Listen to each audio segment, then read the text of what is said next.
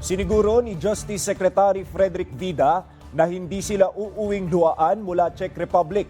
Kaugnay pa rin po yan sa isyu ng pagpapauwi kay resigned Representative Zaldico.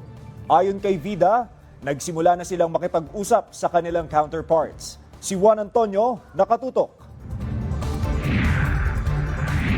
Nagsimula na ang dialogo ng high-level team ng Pilipinas at sa kanilang Czech counterparts para malaman ang mga legal na hakbang para sa pagpapauwi kay dating Congressman Zaldico. Iginiit ni DOJ Acting Secretary Frederick Vida na uuwi siyang may napala sa kanyang biyahe sa Czech Republic.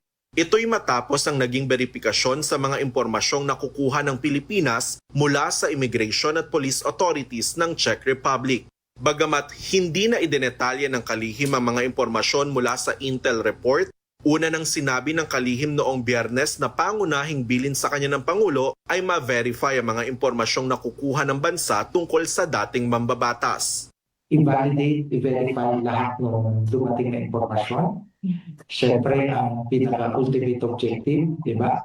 Kailan at paano maiuwi ang akusadong si former Congressman Zaldico. Kasama sa hihilingin ng kalihim ang maka-face-to-face si Ko na may kinakaharap na kasong may kaugnayan sa flood control project sa Oriental Mindoro. Kung ito ay papayag sa mga pagkakataon na binibigay at sa panuntunan ng kanilang yung tinatawag natin data privacy nila. Diba?